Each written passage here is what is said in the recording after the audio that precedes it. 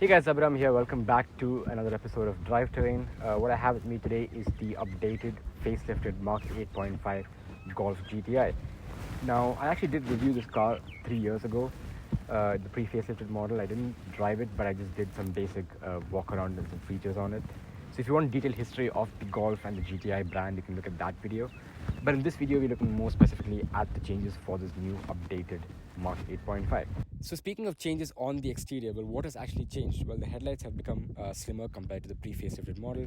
You still have the iconic red line going on the front, which is a signature GTI thing. You do now get glowing Volkswagen logo on the front, which is a new thing. You still get the same X-shaped DRLs at the bottom, which look pretty nice at night. And yeah, overall not that many changes on the front. So coming to the side profile, well, not much has changed, but the wheels are actually new. You have these 19-inch Queenstown alloy wheels paired to the Hankook Ventus S1 Pro tires. I think this looks really great. It's my personal favorite when it comes to all the GTI rim options. You do get the GTI badging in the center as well, which looks pretty nice. They have put the same GTI badge as the rear on the side door here, which is pretty big in case you forget what car you're driving. You do have a Volkswagen written here as well, again, just to remind you you're driving a Volkswagen Golf GTI. Personally, I was a fan of the older small GTI emblem, but yeah, even this sort of works. You do have power folding mirrors on the side with LED indicators in them. Keyless entry and go, so if you actually walk up to the car with the key in your pocket, it unlocks automatically, and when you walk away, it locks the car as well.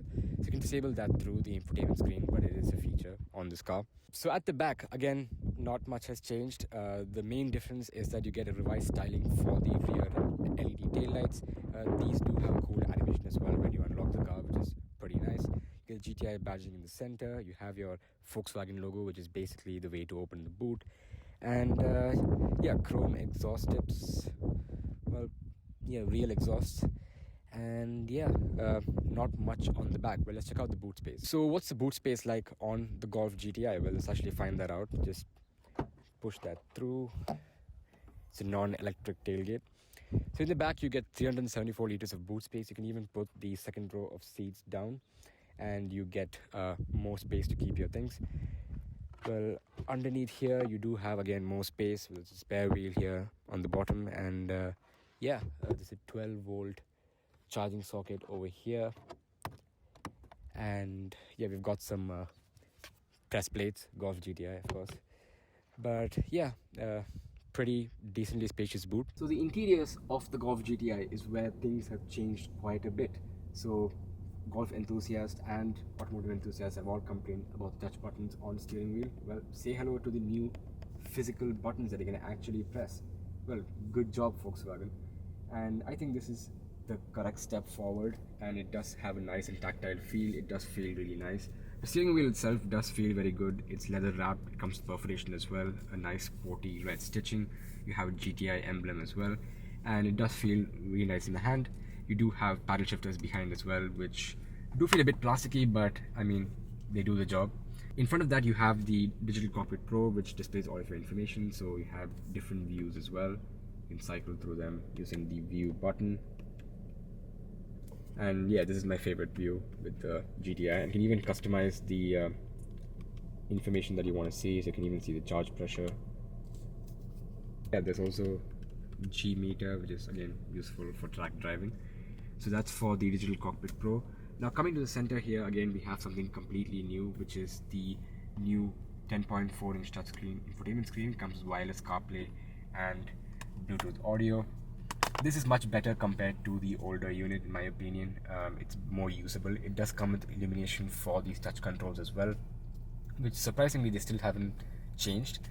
But the home button has been relocated from the side to the center now, and this is a pretty usable system. I mean, you can go to the home page. It's pretty good. I mean, you can see vehicle status. It does have CarPlay as well, which if you connect, well, I can show you right now. Connect CarPlay, and yeah, it's, as you can see, it's a pretty nice screen. The only thing I noticed is that the font for Apple CarPlay is quite small in this, so when you use maps as well, the font is a little smaller than I like, but otherwise it's fine. And for climate control, you have to hit the separate touch climate button, and you can access the separate climate control page. Now while driving, again, that's one thing that I'm not a big fan of. For example, when I change drive modes using this button, so you can cycle using so you can cycle to the different modes by hitting this mode button right here. But sometimes you accidentally hit climate, and yeah, that's a little bit annoying, but yeah, I mean, it is what it is. Below that you have two USB-C ports for charging, and you do have some space here to keep some stuff. You do have a wireless charger here as well, which is quite handy, so it does come with a place to actually lock the phone in. Down here you have your engine start stop button, the typical new fashion Volkswagen DSG shifter, electronic parking brake, auto hold, which is a pretty useful feature when you are stopped at a traffic light. It holds the brakes for you. You have two cup holders here in the center, and overall I think the interior has been improved a bit more based on user feedback, and they've done a pretty good job. Also, yeah, you do have the driver assist menu over here, so you can look at the different driver assist features. Now this does not have adaptive cruise control, it does not have a 360-degree parking camera. Instead, what you have is just a standard reverse parking camera, which is pretty alright. It does have these two views as well. And yeah, other than that, it's pretty same as the old model.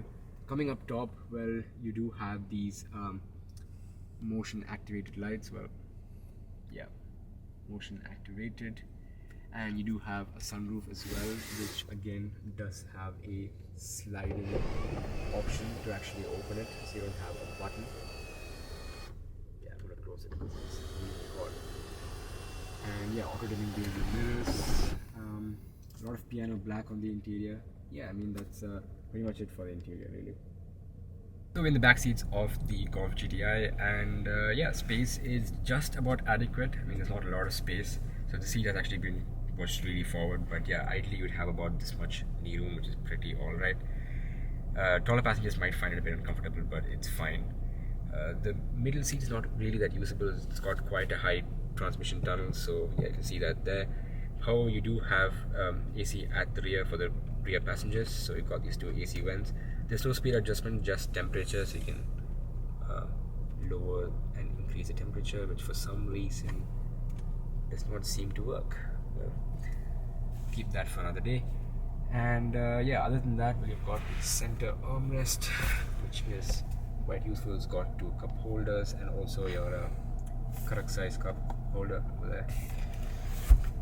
And other than that, well, in the practicality front, you've got huge bottle holders here on the side. You get these two slots here where you can actually keep your phone, so that's pretty useful. You get another seat pocket here on the bottom as well. And yeah, overall, actually, even headroom is quite fine. It's alright. Seating is a bit of an upright position. The headrests are adjustable, which is quite great. And yeah, overall, I do feel pretty comfortable here. However, taller passengers might find it a bit small. So what's the Mark 8.5 GTI like to drive? Well, under the hood you get the same E888 engine, the 2-liter turbocharged 4-cylinder. Produces now 265 horsepower instead of 245 horsepower, so 20 horsepower more, and 370 Nm of torque. And I would say the power is plenty.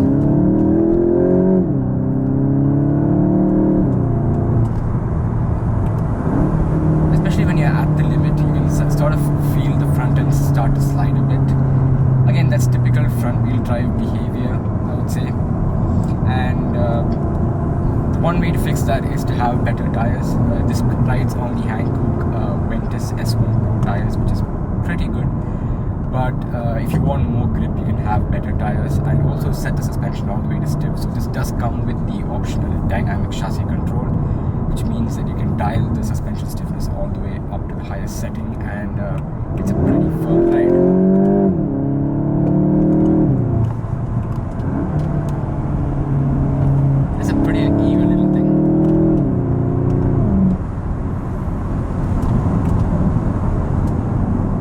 It's mated to a 7-speed DSG, which is pretty responsive. Downshifts are lightning quick. Okay, I'm too high for an RPM, so I can't downshift. So it's virtually almost zero lag, which is pretty nice. Even the turbo lag is quite well contained. I would say in the lower gears, especially like third gear, it does pull pretty strong.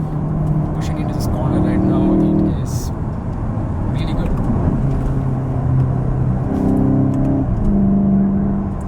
Now in sport mode, you do have this pumped in engine sound, and also the exhaust does get a bit more growly, which is pretty nice. But in comfort mode, it is a bit more civilized and you don't have that pumped in sound, which I think is better. And overall, I mean, even steering feel and feedback is quite nice. I'm pretty sure this has the adaptive steering system, and you can adjust it using the individual mode as well, which is pretty good. Brakes, well, they are pretty good. Apologies to the camera.